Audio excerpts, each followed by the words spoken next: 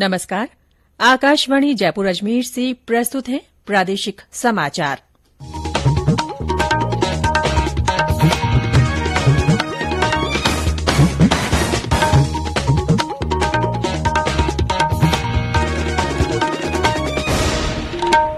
मुख्य समाचार। Invest Rajasthan summit 2022 आज से जयपुर में होगा शुरू। मुख्यमंत्री अशोक गहलोत ने कहा, प्रदेश में निवेश के लिए उपयुक्त माहौल। प्रधानमंत्री नरेंद्र मोदी ने अधिकारियों से एक जिला एक उत्पाद पर ध्यान केंद्रित करते हुए निर्यात के अवसर तलाशने को कहा।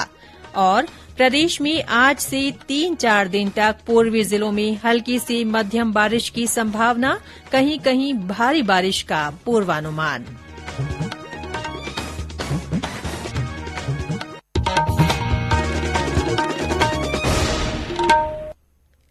समाचारों के साथ मैं रितिका गुप्ता।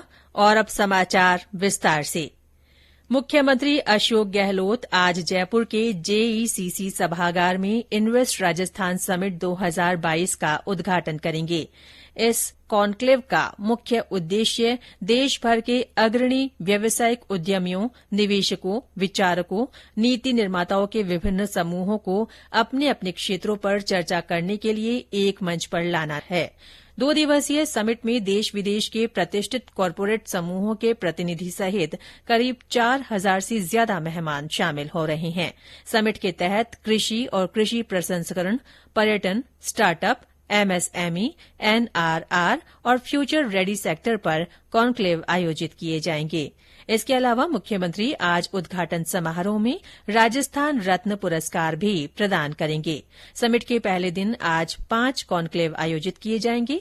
कॉन्क्लेव के बाद दिन का समापन सांस्कृतिक कार्यक्रमों के साथ होगा। दूसरे दिन कल एमएसएमई कॉन्क्लेव आयोजित की जाएगी।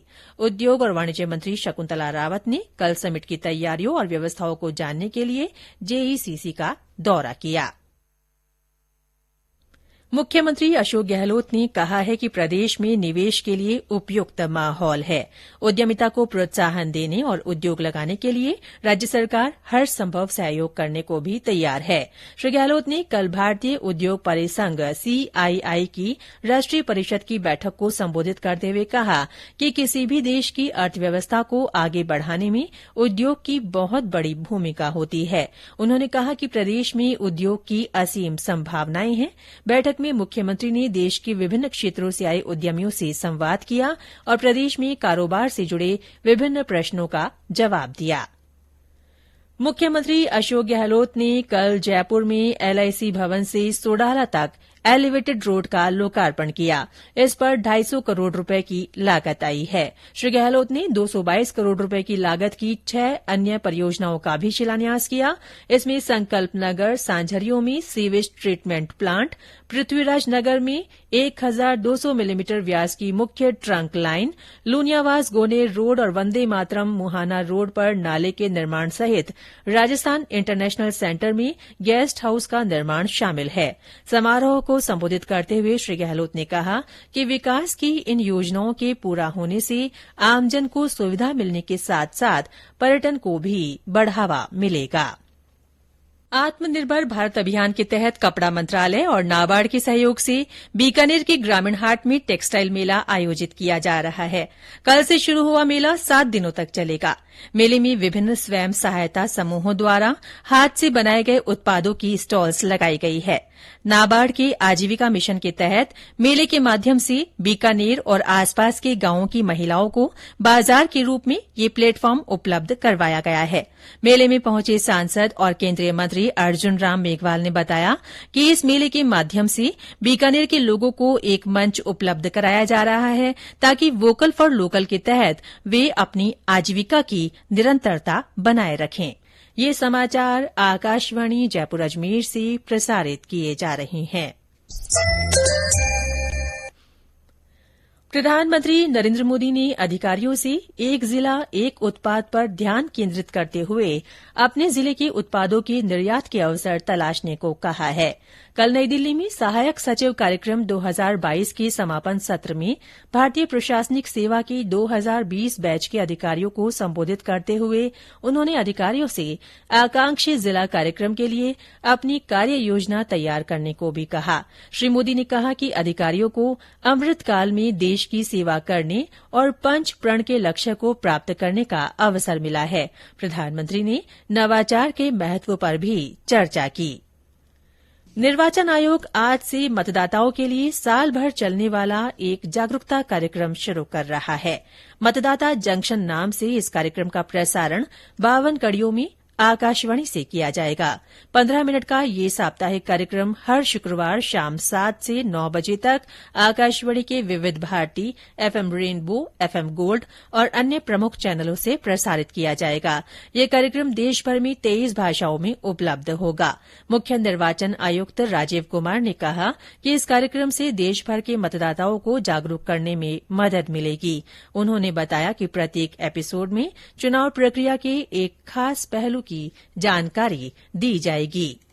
ऑल इंडिया रेडियो की पहुंच को देखने के कारण इलेक्शन कमीशन ने एक 52 एपिसोड्स का एक ही आपसे सीधे संवाद करने का भी प्रोग्राम बनाया है। तो हर फ्राइडे को हम आपसे सीधे संवाद करेंगे। एक सामयिक विषय जो होगा, जो उस समय में चल रहा है, जिसकी आवश्यकता है, उसके बारे में संवाद करेंगे और जो उस प्रश्नों के विषय में आपको बताना है वो भी बताएंगे और किस हफ्ते में क्या विषय लेने जा रहे हैं ये भी आपको बताएंगे और उसमें विशेषज्ञों को भी जोड़ेंगे ताकि एक वार्ता हो सके और संवाद हो सके, जिसका दोनों जो उद्देश्य हैं कि आपकी बात हम सुन सकें और हमारी बात को जो उसमें निदान है वो आप सुन सकें। प्रदेश के पूर्वी जिलों में कई स्थानों पर हल्की से मध्यम बरसात दर्ज की गई है। भरतपुर में कल रात से रिमझिम बारिश का दौर शुरू हुआ, जो आज सुबह तक भी जारी है। बरसात के साथ चल रही ठंडी हवाओं ने हल्की सर्दी का एहसास करा दिया है। झालावाड़ में कल देर शाम विभिन्न क्षेत्रों में बूंदाबांदी और हल्की बरसात हुई। इससे खरीफ की फसलों को नुकसान हुआ है। मौसम में आए बदलाव के बाद करौली में भी तापमान में लगातार गिरावट दर्ज की गई और वहां भी गुलाबी सर्दी का एहसास होने लगा है।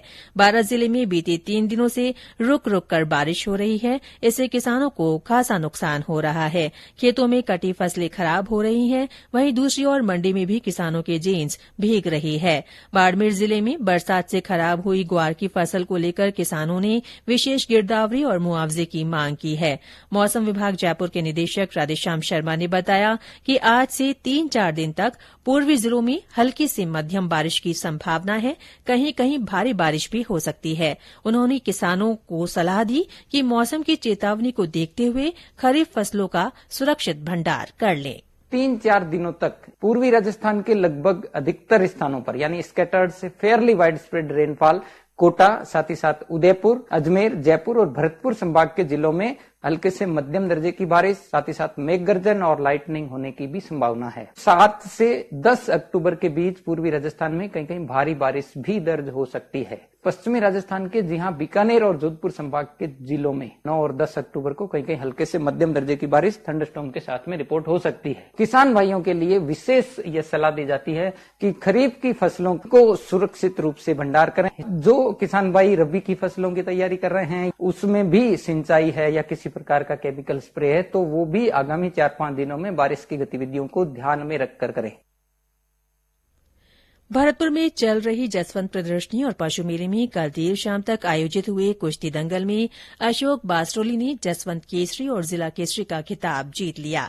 विजेता को कुश्ती कमेटी की ओर से 1 लाख रुपए की राशि देकर सम्मानित किया गया।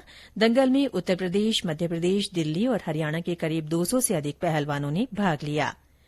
मथुरा सवाईमाधोपुर पैसेंजर ट्रेन आज से फिर शुरू हो रही है। कोरोना काल में इस ट्रेन का संचालन बंद कर दिया गया था। और अंत में मुख्य समाचार एक बार फिर। इन्वेस्ट राजस्थान समिट 2022 आज से जयपुर में शुरू होगा।